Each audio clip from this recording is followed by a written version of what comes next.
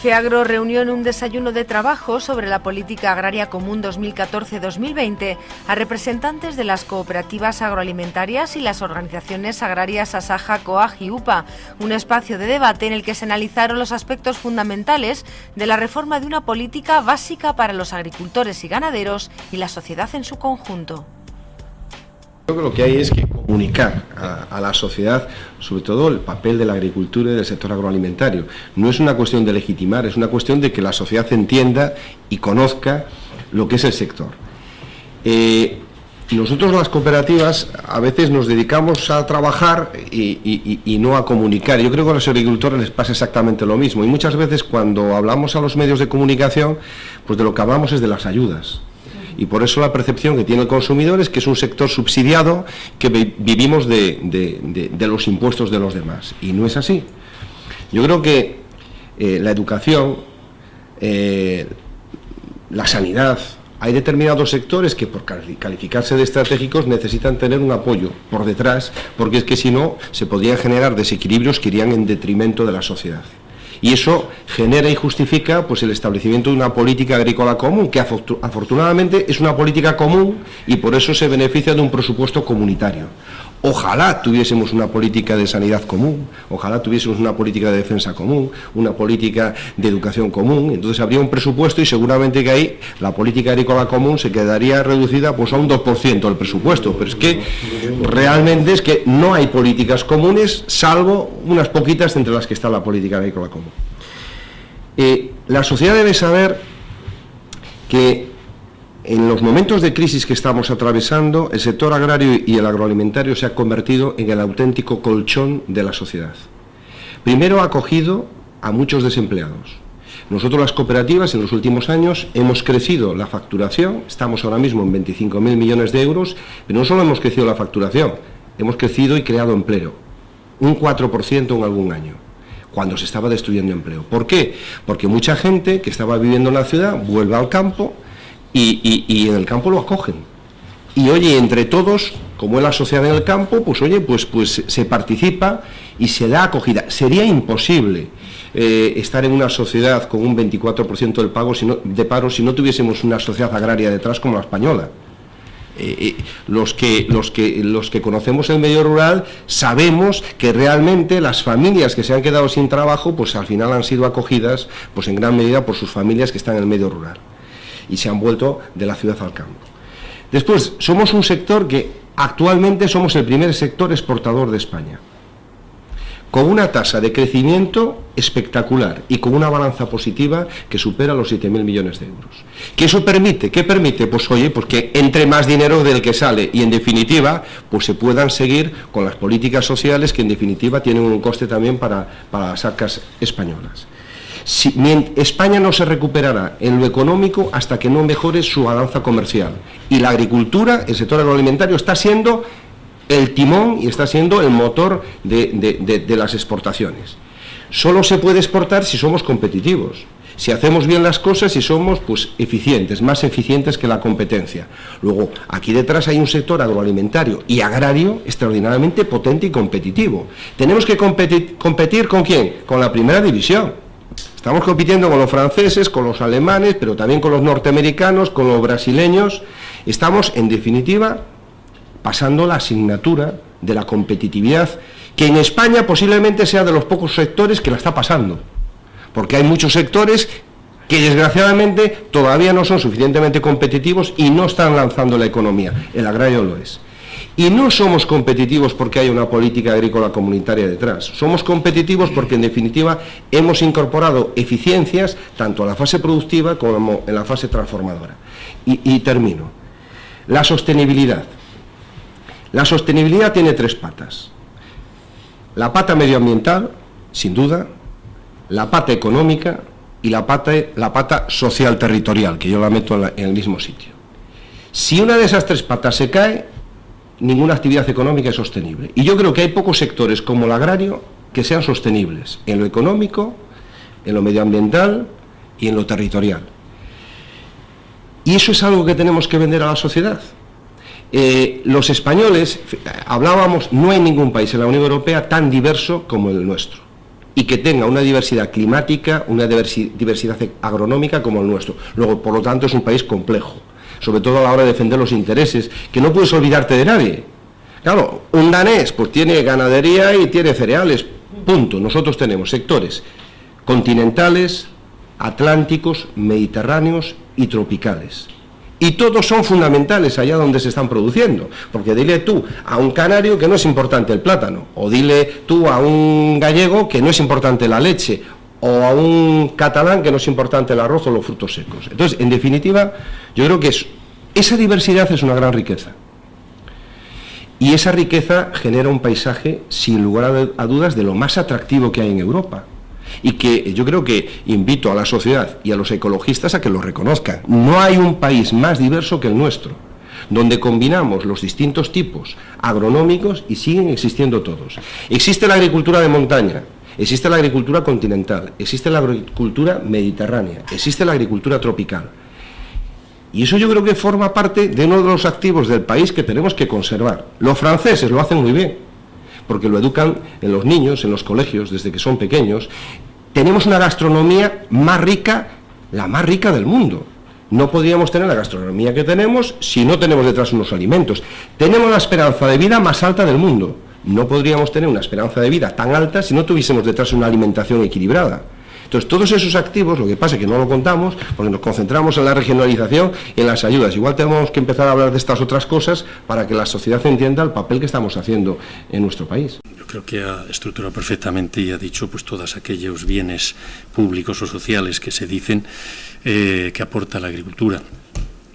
Yo diría que a la sociedad, aparte de trasladarle efectivamente todos esos beneficios, todos esos bienes públicos, la gestión territorial, el equilibrio medioambiental, es decir, porque evidentemente incidimos en el medio y también desde ese punto de vista la biodiversidad en nuestro país no tiene nada que ver con el resto de Europa, es decir, por lo tanto hemos preservado el medio, como no lo ha preservado nadie más. Es más, creo que los parámetros de calidad y seguridad alimentaria a través precisamente de las exigencias de condicionalidad y bienestar animal son parámetros que no existen a nivel mundial, es decir, los europeos y los españoles, evidentemente, a la cabeza a nivel mundial.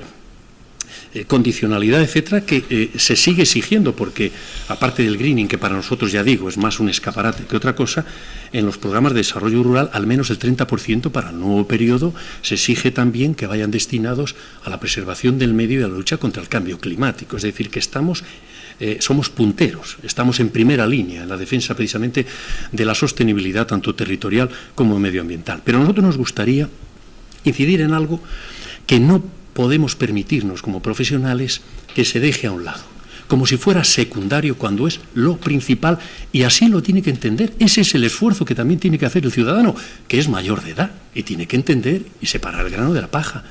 Lo importante, lo que legitima fundamentalmente la agricultura, es la producción de alimentos. Todo lo demás son bienes públicos y sociales que hay que valorar y valorizar y compensar por ello. Pero el objetivo fundamental es la producción de alimentos. Eso permite la seguridad alimentaria a la población. Y eso no es cualquier cosa, porque ahora y más en el futuro, que se avecinan crisis alimentarias porque la demanda cada vez es mayor y por supuesto los recursos no aumentan considerablemente, pues por más que la tecnología aumenta, todo tiene un límite, garantizar en un país al menos una producción estratégica de lo esencial. Eso es fundamental, igual que lo es en lo energético, pero en el caso de la alimentación aún más estratégico, es vital. No depender de los mercados externos, no depender de la volatilidad, no solo económica, sino política de esos mercados, eso es vital. Eso es lo que tiene que entender la población. Esa es la clave de lo que nosotros hacemos y a partir de ahí todo lo demás son valores públicos que queremos añadir. Sí, yo creo que ahí hace falta un compromiso claro por parte de las instituciones públicas, que se crean de verdad. Yo creo que incluso la ciudadanía en general, hay casos donde precisamente la gente no conoce todavía diferencias. Muchas veces nos dejamos llevar de las informaciones. En estos días puedes coger los periódicos de cualquier comunidad autónoma y aparece el gobierno ha adelantado no sé cuánto de las ayudas, de la cantidad, y siempre hablan de la cantidad, eso al final la sociedad lo percibe, parece como que es que estamos siempre con el tema de las ayudas, que se ha dicho aquí, el 70% proviene del mercado, o sea, la actividad que generamos, el 70% viene del mercado y el 30% solo son las ayudas. La percepción que tienen, según el Eurobarómetro, es que bueno, más de 3/4 partes de la población apoya el tema de la paz y tal. El coste, si se metiera, como bien decía Eduardo, no sería, si hubiera presupuesto de todos los Estados miembros de la Unión Europea, se metiera en una bolsa, la política agraria común no es más del 1%, y a cada ciudadano no le cuesta más de 30 céntimos de euro al día el mantener tenemos una alimentación sana, saludable, asegurada, porque además nosotros tenemos ciertas condiciones de producción que no se dan en otras zonas del mundo, y sin embargo también esos alimentos están entrando aquí. Eso yo creo que es necesaria que por parte de las instituciones públicas haya un apoyo, más campañas de promoción y de imagen del trabajo que realmente hacemos. Estamos creciendo, esos datos que dice Eduardo son reales, y es a costa muchas veces de nuestros propios esfuerzos, porque nos está costando, nuestras cuentas no nos salen, sin embargo, estamos sabiendo adaptarnos y mejorarnos. Una explotación familiar agraria, que es más del 80% de lo que tenemos en España, se ha sabido ahí adaptando a esos canales de comercialización. Trabajar en el campo, afortunadamente, hoy ya no es como era hace 25 años. Por lo tanto, ningún joven tenía que tener miedo a dedicarse a la agricultura, porque antes éramos esclavos de nuestro trabajo, y ahora tenemos un trabajo que, con los cambios que se han hecho, pues nos permite una libertad para poder hacer, aparte del trabajo, otras cosas y demás, pero la gente a lo mejor no lo ve, porque, claro, si tu hijo está viendo cómo te salen las cuentas a ti, dice, oye, pues yo echaré una mano aquí, pero en cuanto pueda irme por otro sitio me voy. Tendríamos que aprovechar, y yo creo que precisamente la crisis ha traído el que haya mucha gente que tiene ganas de hacer cosas en el campo, pero necesitamos que de verdad los esfuerzos se hagan. A mí me sorprende de que precisamente en la política de jóvenes agricultores, en cualquier comunidad autónoma este año, se han solicitado montones de incorporaciones y resulta que no hay fondos. No hay fondos. Estamos diciendo que los jóvenes no se incorporan, pero yo puedo conocer, por ejemplo, Extremadura, que soy de allí, más de 1000 jóvenes han solicitado y no hay presupuesto nada más que para 300. Si queremos rejuvenecer el campo, pongamos en marcha todo ese tipo de medidas. Yo creo que de verdad hace falta un esfuerzo por parte de todos para que se conozca de verdad el trabajo que hacemos en el día a día y se le dé el valor. Si hacemos un análisis de los fondos de inversión a nivel mundial, estamos viendo que realmente desde hace unos años los fondos de inversión en gran medida se están orientando hacia el sector agrario, ¿no? Porque son conscientes de que va a haber un incremento de la demanda, que ya la está habiendo, y que yo creo que además con un matiz importante. Hasta ahora no es que nosotros éramos capaces de producir alimentos, y somos capaces de producir alimentos para una demanda creciente. Lo que pasa es que una parte de la población necesitaba alimentos y no lo podía pagar. Es que ahora esa parte de la población, sobre todo que está creciendo en los países emergentes, ya pueden pagar los alimentos y quieren consumir otras cosas. Por lo tanto, el crecimiento, por ejemplo, del consumo de proteínas se está desplazando hacia los países emergentes y en particular Asia.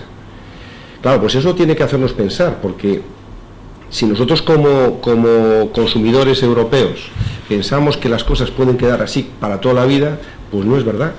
Si realmente los fondos de inversión ya apuntan en una determinada dirección, se desplazan y hay grandes crecimientos de la demanda que van acompañados por crecimientos de los precios de las materias primas, evidentemente al final se transformará en un crecimiento del precio de los alimentos.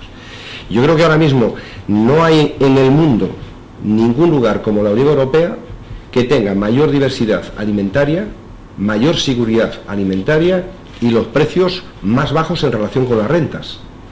Si nos desplazamos al norte de África o a Asia o a América, vemos que el precio de los alimentos en relación con la renta es considerablemente mayor que el que tenemos en la Unión Europea.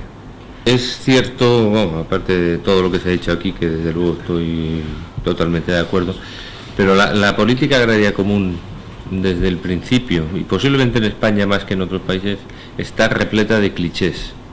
Es decir, hay una serie de criterios que parece ser que no somos capaces de desmontarlos y de hacer ver a la población en general, al consumidor, pero al contribuyente, que no nos olvidemos que es el que al final también está pagando, la necesidad, la importancia, el carácter estratégico del sector. Muchas veces estamos acostumbrados a escuchar que la PAC se lleva el 80% del presupuesto, y eso era en los años 80. Estamos acostumbrados a decir que la PAC es la culpable de que se tiren ríos de leche, montañas de mantequilla, toneladas de carne que se pudre. Todo eso es mentira. Ahora mismo tenemos la producción perfectamente alicatada, sabemos perfectamente lo que tenemos y por dónde estamos. Nuestro papel en el comercio mundial, yo creo que es de primera magnitud, como bien ha dicho Eduardo. En España es la primera fuente de generadora de exportaciones de divisas, yo creo que después de bienes de equipo, pero vamos, como manufactura es la industria fundamental. A nivel europeo somos los segundos exportadores mundiales, pero también tenemos que recordar que somos los primeros importadores, es decir, que la falacia esa o el dicho aquel de que del proteccionismo europeo tampoco es cierto. Cerca del 80% de las exportaciones que vienen de África en el mundo vienen a parar a la Unión Europea. Es lógico. ¿Dónde van a buscar el mercado más potente, mejor? Pues lógicamente está aquí. Tenemos acuerdos con prácticamente todo el mundo y algunos de ellos de condiciones absolutamente preferenciales, en donde solamente las armas está limitada la exportación, el acuerdo todo menos armas de Everything But Arms, en donde tenemos los 50 países más pobres del mundo pueden exportar sus productos aquí sin ningún tipo de contingentes ni aranceles, otros a través del sistema de preferencias generalizadas o a través de los acuerdos bilaterales o multilaterales. ¿Qué ocurre? Pues entonces que tendríamos que ser capaces de defender ese modelo nuestro. Y ese es el modelo que tenemos que hacerlo vender fuera, en las negociaciones comerciales, pero también dentro. Y en esto, un poco en el hilo donde lo decíamos todos en realidad, pero tal vez Lorenzo lo decía con más énfasis, en donde tiene que haber una campaña en donde podamos nosotros demostrar a nuestros conciudadanos la importancia del sector. No puede ser de recibo que, como tú decías anteriormente, cuando le preguntes a un niño de dónde viene la leche, te señale un Tetrabric. O el pollo y te señala un pollo asado. No tiene ningún sentido que eso se demuestre o se esté dando en una sociedad que se dice la más civilizada del mundo, ¿no? Entonces, todo ese tipo de orientaciones tenemos que saberlo. Es cierto que el Eurobarómetro aprueba por goleada la tarea de la agricultura, la tarea del agricultor. Debemos ser capaces de aprovechar esa corriente y hacer ver también que la mayoría de las crisis que hemos tenido últimamente han tenido precisamente como origen la falta de alimento.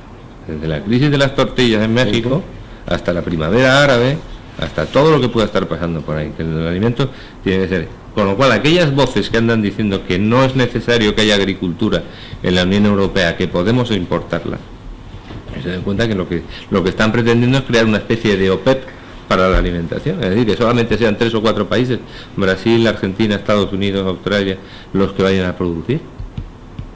Hemos visto que hay medidas a nivel unilateral, tanto de Estados Unidos como de Brasil, como de Argentina, en donde esas exportaciones al final nos van a hacer no solamente dependientes, sino que van a ponerlo el precio y en las condiciones sanitarias, veterinarias, medioambientales que ellos quieran. A ver, vamos a empezar por lo positivo.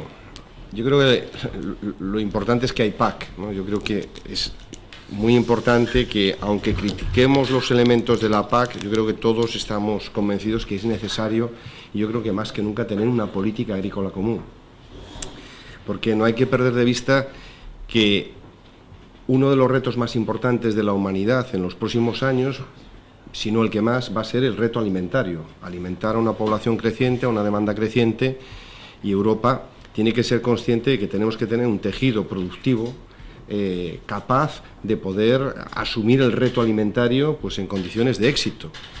Ya incluso más allá de la importancia territorial que tiene el sector, y que seguramente que vosotros vais a hablar mucho más que yo, para nosotros, para las cooperativas y para el sector en su conjunto, alimentar a una población creciente que va a experimentar en los próximos años un incremento de la demanda alimentaria del 70%, supone un reto sobre todo a países y a regiones como la Unión Europea, con una densidad demográfica muy alta y que evidentemente podían sufrir grandes alteraciones en el mercado alimentario si no hay una política agrícola común que en definitiva pues permita mantener un sector vivo, activo y con unas reglas comunes.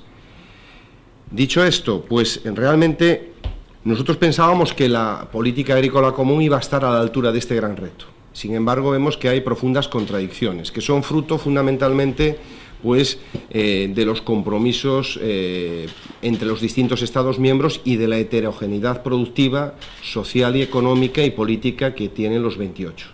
Entonces, realmente, al final, la reforma de la PAC, más que atender las necesidades del sector y las necesidades, digamos, de la sociedad en su conjunto y esta gran necesidad que es el reto alimentario, al final lo que hace es concentrarse en mecanismos que de alguna forma permitan un acuerdo político en el reparto presupuestario. Entonces, yo realmente creo que lo más negativo de esta reforma es que no hemos aprovechado un momento clave para orientar al sector y establecer mecanismos que permitan pues, afrontar el gran reto alimentario y el otro de los grandes retos que tenemos, que es el desequilibrio de la cadena. El desequilibrio de la cadena está provocado por una atomización de la oferta y una gran concentración de la demanda. ¿Y eso qué provoca? Pues que realmente quien impone la ley es normalmente el último eslabón de la cadena y que traslada la presión pues digamos río arriba hasta que llega al productor. Y francamente, yo creo que esto es lo más negativo, no hay instrumentos en la política agrícola comunitaria ni que incentiven de forma clara pues una mejora de la productividad para poder acometer el reto alimentario, ni hay mecanismos de regulación de mercado que permitan en un momento determinado atender situaciones de crisis. A pesar de que era uno de los objetivos de esta reforma. Creemos, y lo estamos viendo con el veto ruso, no hay instrumentos suficientemente potentes como para poder atender situaciones de crisis. Para no extenderme más y hablar de lo positivo, decía antes, lo positivo es que hay PAC, yo creo que necesitamos una política agrícola común, pero ya ciñéndonos a lo que se ha acordado, para nosotros, para las cooperativas, era muy importante tener un Plan Nacional de Desarrollo Rural. Hasta ahora, lo que teníamos en el último periodo de programación eran 17 PDRs que de alguna forma establecían 17 políticas en gran medida diferentes en las comunidades autónomas, pero no había dentro de España una política común española, sobre todo que nos permitiese para nosotros, para las cooperativas, potenciar la fusión y la integración de las cooperativas para poder estar en condiciones de enfrentarnos a un mercado cada día más global y más concentrado. Y yo creo que ese ha sido para nosotros un caballo de batalla que finalmente se ha conseguido. Ahora vamos a ver, todavía no conocemos, no ha concluido el debate entre comunidades autónomas y Administración Central, pero sí que estimamos que tener un Plan Nacional de Desarrollo Rural que impulse la integración cooperativa para nosotros es, sin lugar a dudas, lo más positivo de esta reforma. Y después, elementos positivos, pero que siguen siendo incógnitas, es la OCM única. Pues sí, nos da más protagonismo al sector, a las organizaciones de productores, a las interprofesionales, pero siguen muchas incógnitas por despejar. La compatibilidad de la OCM única con el derecho a la competencia, pues sigue siendo una de las preguntas que de forma reiterada hacemos y que todavía no han encontrado respuesta. Hay que pensar que el ciudadano, el consumidor, necesita detrás un tejido productivo agrario y agroalimentario en Europa. Pensar como se podía pensar hace unos años, que Europa tenía que concentrarse en la industria, los servicios y olvidar el sector primario, es un auténtico suicidio. Tenemos que pensar que basta que haya un problema en un sector, como vimos en el año 2007, en el sector lácteo, en el sector de los cereales, como consecuencia de la mera especulación o la simple sensación de que va a haber un desabastecimiento para que suban los precios de forma extraordinaria. Entonces, el que haya una política agrícola comunitaria que, en definitiva, garantiza una producción interna en la Unión Europea, yo creo que el primer beneficiario es el propio consumidor. Tenemos que pensar en el coste de no haberla. Si no hay una política agrícola común, ¿qué ocurriría? Que habría un traslado importante de la producción de determinadas producciones a las zonas donde posiblemente sean, la mayoría de los casos, muy alejadas de nuestros países. Bueno, yo creo que Eduardo ha centrado muy bien el debate y ha dado unas líneas maestras sobre la PAC, la valoración que yo creo que todos podemos compartir.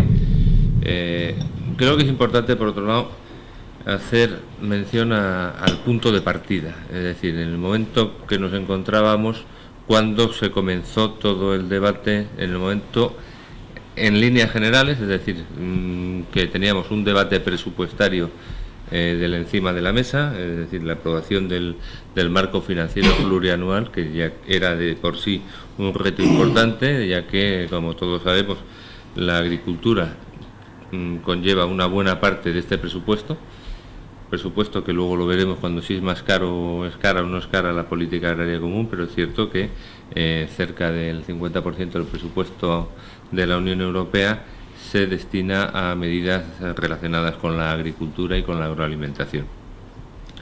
Es cierto que estábamos en un momento en donde se aprueban o se lanzan unas perspectivas financieras muy lesivas para el presupuesto, para lo que era conocido hasta ahora cómo se componía el presupuesto, y planteaba reducciones importantes. Dentro de este contexto de las reducciones, evidentemente, las presiones para que fuera la agricultura como principal beneficiaria de estos fondos, pues fuera la agricultura quien sufriera los mayores recortes, eran también importantes por parte de la propia Comisión, que estimaba que había otras políticas que había que desarrollar, por parte de otros países para los cuales la agricultura no es tan estratégica como nosotros la entendemos, y entonces era una batalla que ya se planteaba importante. También, en paralelo, había unas propuestas de cara a la reforma de la PAC que en poco se parecen a lo que se ha aprobado en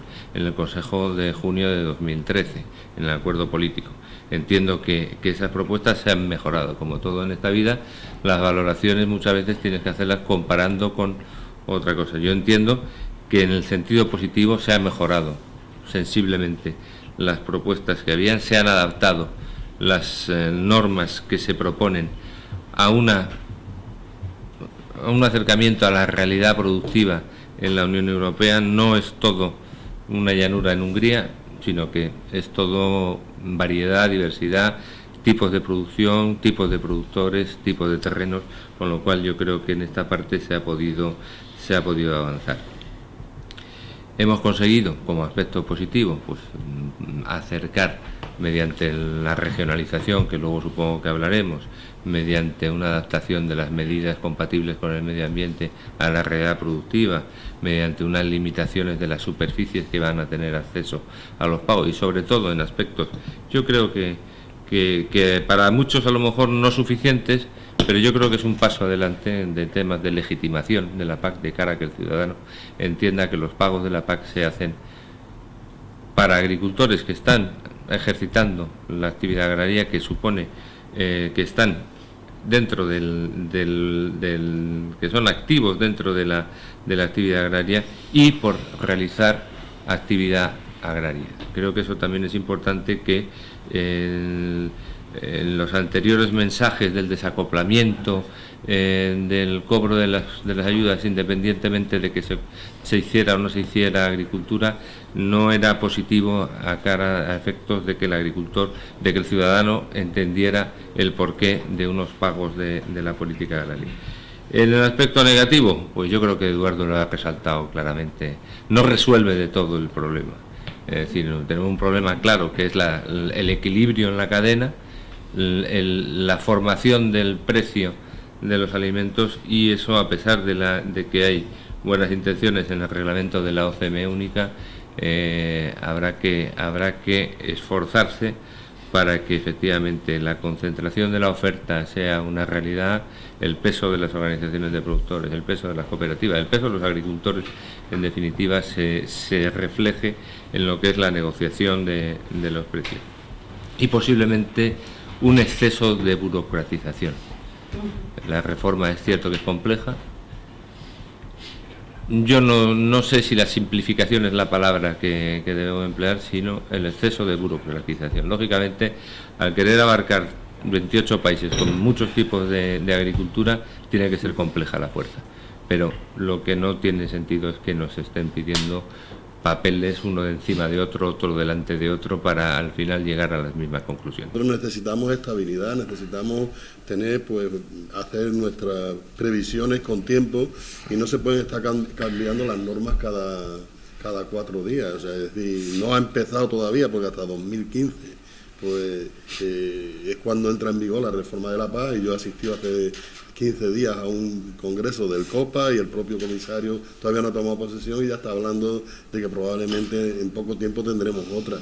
Esto yo creo que es una situación que lógicamente se tiene que cambiar, y que tenemos que conseguir que se dé estabilidad, que la Unión Europea se dé de una vez por todas cuenta de la importancia que tiene la agricultura y la ganadería, y la labor fundamental que hacemos los agricultores y los ganaderos, no solamente como productores de alimentos, sino también como vertebradores del medio rural y como cuidadores del medio donde vivimos, del entorno, del paisaje. Nosotros somos los que más los cuidamos, estamos allí viviendo todos los días, y por lo tanto que se den de tantas dudas y que sepan que la política agraria es necesaria, y además que se le tiene que dar estabilidad. Eso por una parte. Por otra parte, se nos habla de simplificación.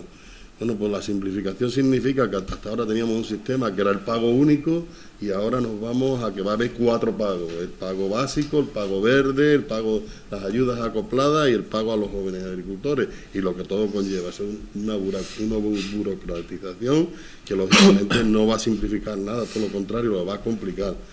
El tema del presupuesto, por mucho que nos digan que se mantiene, el presupuesto se rebaja. Ya este año 2014 ha habido una rebaja de un 8 y pico %, que se pueden sumar algunas cuestiones más.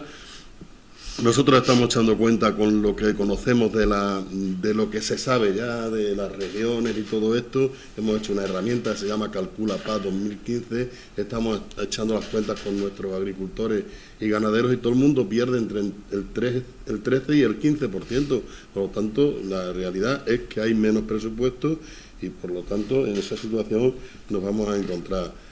Con respecto al tema de que vayamos a una tasa plana, yo creo que sí, no vamos a una decisión definitiva en España, porque al final se han considerado 24 regiones, pero estamos situados ya en el camino de llevarnos a la tasa plana, y eso es una dificultad muy grande para España. No tiene nada que ver la agricultura y la ganadería que tenemos en nuestro país con respecto a la que hay en otras zonas de la Unión Europea, donde prácticamente las hectáreas son iguales y las producciones son mínimas. Aquí tenemos de todo tipo de agricultura y ganadería, y además tenemos zonas de montaña, zonas desfavorecidas, zonas de regadío, cultivos permanentes. O sea, hacer una tasa plana es muy complicado.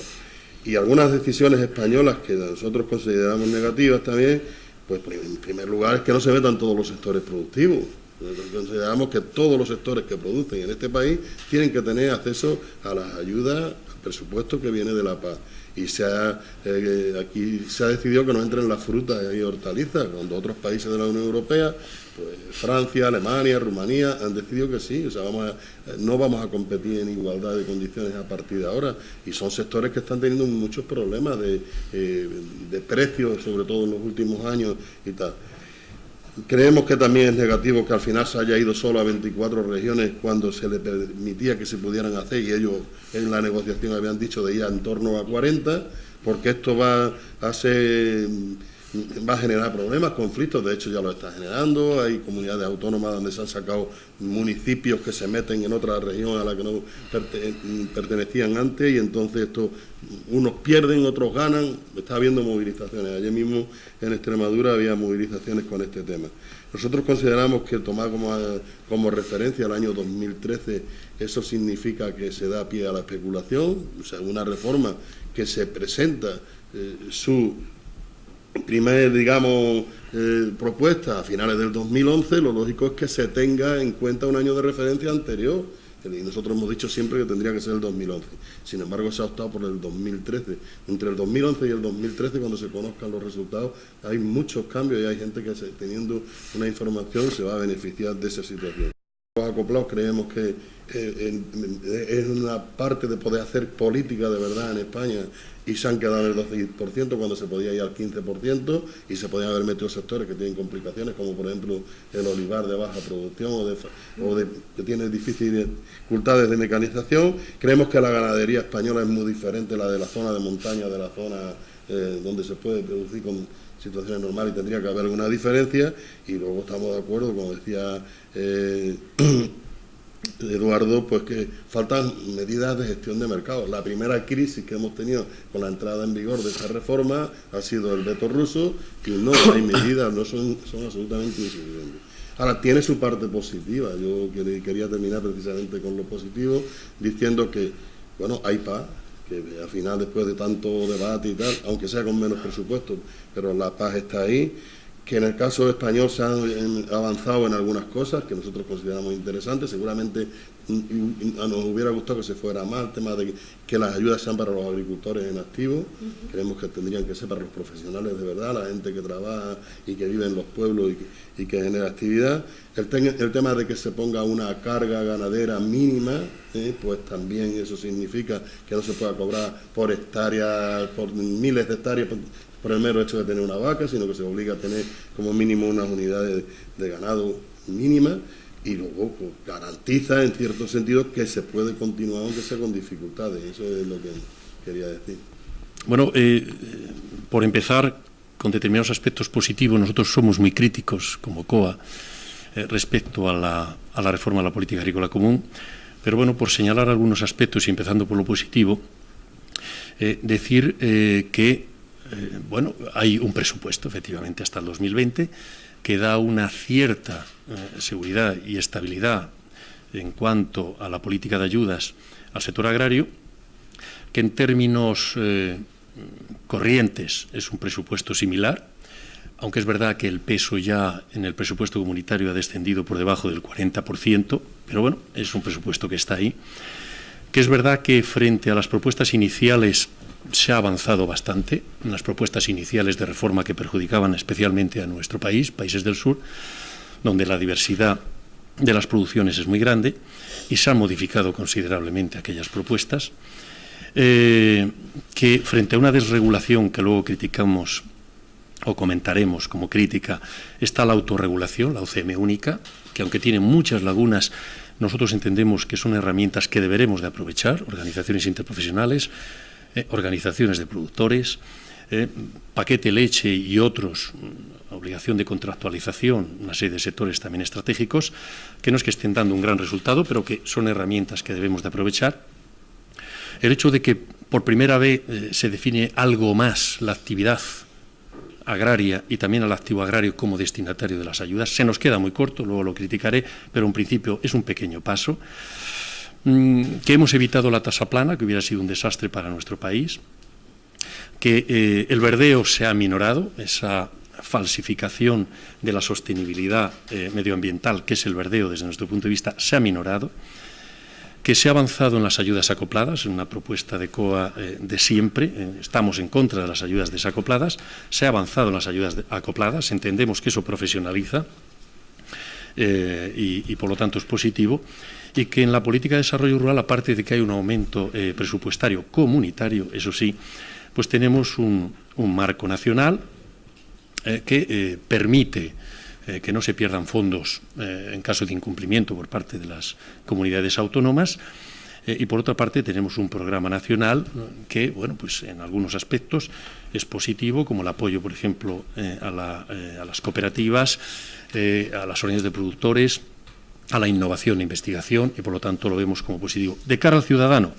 bueno, pues no cabe la menor duda de que las políticas de apoyo a la agricultura es una garantía para el ciudadano, porque justamente da eso, seguridad alimentaria que cualquier país, y también los países desarrollados como el nuestro, como la Unión Europea, esa seguridad y esa garantía alimentaria son fundamentales, son vitales, porque es una cuestión puramente estratégica frente a la dependencia de países terceros, que en un mercados tan volátiles y especulativos es un verdadero problema de cara a los ciudadanos.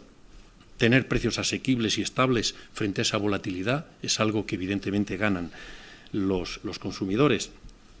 Y bueno, el coste al ciudadano no es tanto. Nosotros, bueno, más o menos, ¿verdad?, de manera relativa, hablamos de 1,5 kilos de manzanas cada semana, lo que costaría, el precio de 1,5 kilos de manzanas semanales, lo que le costaría al ciudadano, por lo tanto, muy poco en relación a los beneficios. Crítica que hacemos a las políticas agrarias en general y a la reforma de la PAC. Bueno, que a cambio de una política de ayudas se hace una política de desregulación de los mercados, liberalización desde nuestro punto de vista radical, eliminación de sistemas de intervención, cuotas, derechos, contingentes, aranceles. Se desmantela el principio de preferencia comunitaria del que nadie quiere hablar, al tiempo que se abren acuerdos bilaterales de libre comercio con países terceros. Consecuencia, volatilidad de los precios en origen, desequilibrios de la cadena alimentaria a favor precisamente de los que tienen posición de dominio, caída de rentas y, por lo tanto, perjuicio grave para el modelo social de agricultura, que es mayoritario, que entendemos es el estratégico y que es el que defendemos nosotros. En cuanto a la política de ayudas, se dice que es una política remuneradora de aquello que no paga los bienes públicos que generamos y medioambientales que no remunera el mercado. Entendemos que es una auténtica falacia, no se compensan. El 75% de nuestros ingresos como media procede precisamente de los mercados y nosotros entendemos que la verdadera remuneración estaría en los precios remunerativos, que es valorizar el producto, valorizar la actividad y, por lo tanto, garantizar la sostenibilidad de la agricultura, no a través de las ayudas, sino a través de unos precios ajustados, como digo, y remunerativos. Por otra parte, estas ayudas siguen siendo injustas, indiscriminadas. Algún dato, aunque luego podemos hablar más, 900.000 perceptores y solo 300.000 cotizamos a la Seguridad Social. Cuidado, el 40% de los perceptores tienen más de 65 años. Y cuidado, tan solo 28.000 perceptores de los 900.000 tienen menos de 35 años. El camino es totalmente equivocado. El camino por el que vamos es totalmente equivocado si queremos garantizar una agricultura de futuro, una agricultura profesional. Además, la PAC se camufla de verde y se nos dice, todavía lo ha dicho el comisario recientemente, Dacian Ciolos, el que ya lo deja de ser ahora, que es la manera de legitimar. No, eso es una falacia. El greening, desde nuestro punto de vista, no da sostenibilidad medioambiental. Es un mero escaparate que convendrá a los burócratas, convendrá a los políticos, pero evidentemente es un mero escaparate de justificación. Y nosotros no estamos por la justificación, estamos por una agricultura respetuosa con el medio, pero evidentemente lo que legitima a la agricultura no es el greening, lo que legitima a la agricultura es la producción de alimentos de forma sostenible, porque el objetivo fundamental de la agricultura es producir alimento. ¿En qué condiciones? De sostenibilidad, por supuesto, pero evidentemente sin escaparates que no nos lleva a ninguna parte. Mecanismos de autorregulación, a falta de la regulación de mercados, mecanismos de autorregulación, pero muy limitados. Se mantiene el Código Alimentario de la OMC, que determina muchos acuerdos, no se regula a nivel comunitario la cadena alimentaria, no se establecen excepcionalidades, que a nosotros nos parecía que era fundamental en este contexto frente a la actuación de los organismos de competencia y, por lo tanto, se van a seguir manteniendo la posición de dominio, el desequilibrio endémico de la cadena alimentaria en perjuicio nuestro. Reducción presupuestaria. Antes dije que había, en términos corrientes, había una cierta estabilidad presupuestaria, pero en términos reales hay un descenso desde nuestro punto de vista de un 13% en el 2020. Pero además está el fondo de crisis que se saca del propio presupuesto, 433 millones de euros. Bien, sistema de regionalización, desde nuestro punto de vista se ha superado la tasa plana, y abrevio, pero se mantiene un statu quo que desde nuestro punto de vista favorece los cheques territoriales, favorece un acuerdo político a nivel de las comunidades autónomas, pero para la cual lo importante no es el cheque regional, sino el agricultor profesional esté en la comunidad autónoma que esté. Por otra parte, deja fuera profesionales de frutas, hortalizas, viñedo, sectores que se penalizan por no haber tenido PAC con anterioridad. Y por otra parte complica el sistema de derechos y el sistema también de transmisión de esos derechos. Rápidamente, agricultor activo y actividad agraria. Hombre, dije antes, es un avance, pero que agricultor activo sea aquel que solo el 20% de producción agraria de todos sus ingresos agrarios, pues la verdad se nos queda muy, muy corto. Y en cuanto a ayudas acopladas y desacopladas, bueno, pues se ha evidenciado una enorme contradicción. Resulta que queremos desacoplar todo, pero al tiempo hemos avanzado hasta un 12% de acoplamiento para que no corran riesgo sectores estratégicos como es, por ejemplo, la ganadería. Pues hay una evidente contradicción que luego podemos también analizar. Y en el segundo pilar, y ya por último, lo que se refiere al desarrollo rural. Sí. Bueno, bien, lo dije antes, el programa estatal, apoyo cooperativo, servicios de asesoramiento, innovación, lo vemos como positivo, y como negativo es que se derivan determinadas políticas a temas que son de la Administración General del Estado, como forestación, prevención de incendios, que entendemos no deberían de entrar ahí. Si queréis, hacemos un repaso con el tema de la regionalización y las comarcas, que es complicado. A ver, la regionalización, al fin y al cabo, lo que pretende es consolidar un status quo en el reparto presupuestario entre comunidades autónomas. Más o menos lo que se buscó en Bruselas, pues se traslada a España para que no haya grandes cambios, pero realmente es una discusión o es un debate meramente presupuestario, no es un debate agrario ni es un debate de sector. Francamente, yo creo que es difícil de explicar, difícil de entender, más que en la clave de que, bueno, que las cosas cambien lo menos posible. A nosotros nos hubiese gustado, lo que pasa es que nosotros incidimos como cooperativas mucho más en los apartados estructurales y de mercado que no en el apartado de ayudas. Nosotros sencillamente en las ayudas lo que dijimos fue hay que pagar por hacer, no por estar, por hacer, por el que realmente invierte, por el que realmente apuesta por el sector y por el que está contribuyendo a la generación de actividad económica en el medio rural y el que se la está jugando en definitiva. Creemos que la regionalización pues es un apaño para que haya paz entre las comunidades autónomas, dada la particularidad de nuestro país, que se descompone en 17 comunidades autónomas. Pero desde luego difícilmente podemos explicarlo nosotros como organización y mucho más difícil es entenderlo como agricultores. Yo también creo que hay que verlo en un contexto. Antes Lorenzo creo que apuntaba con razón algo que nosotros decimos mucho en Asaja, que no hay comisario de Agricultura que se precie que no presente su reforma de la PAC. Entonces, cada comisario tiene su reforma y hemos visto en las sucesivas reformas de la PAC cómo esto ha ido cambiando.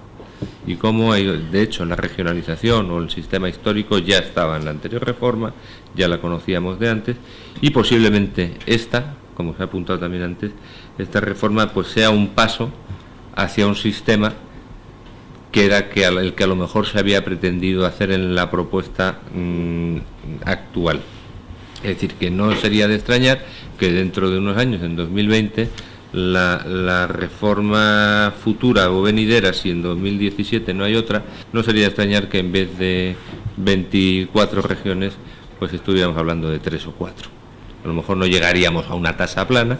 La regionalización, yo creo que Eduardo lo ha dicho correctamente, es una fase tal vez intermedia para poder acercarnos al sistema de pagos históricos y, una vez rechazada la tasa plana, tener una aplicación del principio de convergencia que se establecía a nivel comunitario dentro de los países.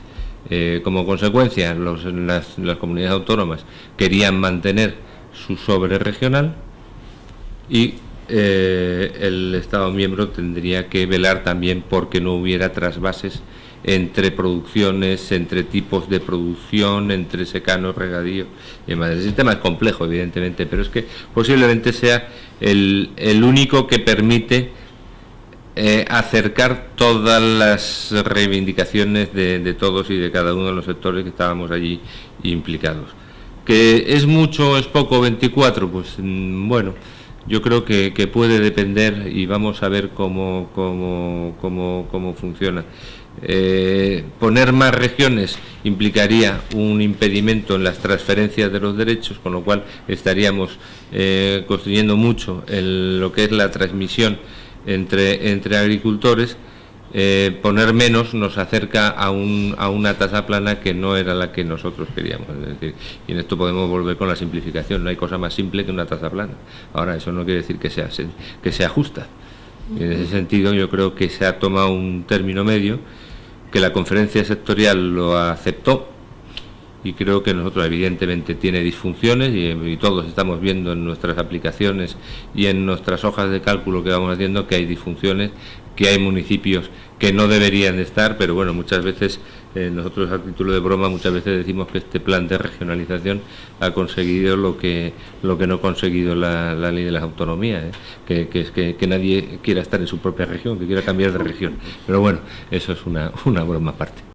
Hay que saber entender de lo que realmente se está hablando y cuál es la situación que hay, para que nosotros precisamente, si teníamos alguna esperanza en la negociación, cuando el gobierno español se puso que no aceptaba la propuesta definitiva y tal, y le abrieron la posibilidad de las 40 regiones, lo mismo que el tema de ayudas en pagos acoplados y demás, teníamos cierta esperanza de que al final hubiera detrás ganas de resolver el problema.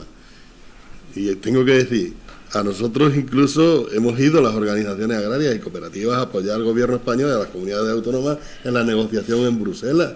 Pero una vez que se cierra la negociación en Bruselas y cuando hay que hablar de lo que realmente hay que hablar, ya ahí nosotros ya no tenemos que participar. Eso ya es una cuestión que se tiene que decidir entre el gobierno y las comunidades autónomas, y al final, ¿a dónde vamos? A lo que decía Ignacio, a que cada comunidad autónoma, sobre la parte que le corresponde y lo que quiere llevarse, es su sobre, con independencia de dónde vaya o dónde no vaya. Con lo cual, las injusticias que tenía la política agraria comunitaria en el pasado se vuelven a consolidar, y nosotros pensábamos que teniendo más regiones, teniendo más posibilidades de llegar a analizar las situaciones, utilizar más en pagos acoplados, se tenía posibilidad de hacer una política más justa y más solidaria que beneficiara de verdad a los verdaderos agricultores y ganaderos profesionales.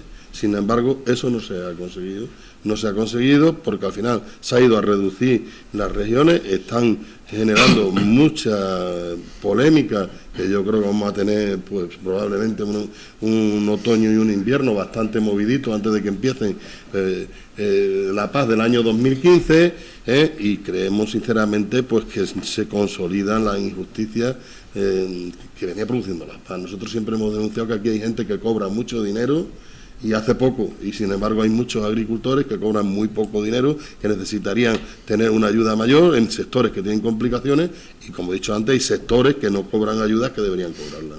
Y no cabe la menor duda de que el político honesto incluido, lógicamente vela también por sus intereses electorales. Es legítimo, pero hombre, es legítimo siempre y cuando no sirvamos de moneda de cambio a esos intereses electorales. Y yo creo que se está sirviendo en el plan de regionalización aprobado como moneda de cambio, lo decía yo antes. A nosotros nos interesa el agricultor profesional, sea de Aragón, sea de Andalucía, o sea de Galicia, y no el cheque regional. Yo sé que esto, después, claro, en cada comunidad autónoma todo el mundo pelea por lo suyo, pero desde el ámbito del Estado nosotros tenemos, lógicamente, que preocuparnos por el agricultor profesional. Evidentemente, en absoluto por los intereses de los políticos de esa comunidad autónoma, sean del color político que sean. Eso a nosotros no nos interesa en absoluto. El problema de la regionalización es que se parte de una idea a nivel comunitario que parece que no quiere cambiar nunca, que es la ayuda por hectárea. Y de ahí parte todo. Nosotros estamos en desacuerdo como organización. Nosotros entendemos que la ayuda debería ir a la actividad y al activo, al profesional, en un nuevo sistema de concesión de ayudas, pero no la ayuda por hectárea, porque esta es excluyente. Depende del número de hectáreas que tengas, así cobras ayuda. Depende de si eres agricultor o ganadero, así cobras ayuda. La ganadería como tal ganadería queda excluida. Otra cosa es que a través de las hectáreas se cobre también la ayuda por parte de los ganaderos, pero la ayuda por hectárea es lo que genera justamente este sudoku difícil de resolver. Entendemos que es difícil, el Ministerio lo ha resuelto como ha podido, pero es difícil de resolver. Nosotros estamos en contra de la tasa plana, ahora y en el futuro, porque esa transferencia de ayudas no es una transferencia, o no se nos garantiza que sea una transferencia en favor de los profesionales. Es lo mismo que en este momento la convergencia que se deriva de la regionalización no corrige el reparto injusto. El hecho de que se iguale un poquito en cada una de las 24 regiones, se iguale un poco, nada más, respecto a la media de ayudas, no quiere decir que esa igualación sea a favor del profesional. Y si no es a favor del profesional, es decir, el que tiene que mantener La estructura productiva de cara al futuro, ¿de qué nos sirve? Porque puede irse precisamente esa convergencia en favor del que es activo, porque hoy puede ser activo casi todo el mundo con esta definición, pero no profesional. Por lo tanto, a nosotros no nos sirve, y lo dije antes también, complica mucho el sistema de derechos y su transmisión, también se ha dicho, es decir, que complejiza, por lo tanto, en lugar de simplificar las cuestiones relativas a la PAC, y por lo tanto nosotros este sistema no lo compartimos. Lo que ocurre es que es verdad, es un sudoku difícil de resolver, y frente a la tarifa plana, el statu quo, pero son dos extremos, tarifa plana y statu quo, derivado precisamente de una política de ayudas por hectárea que no compartimos.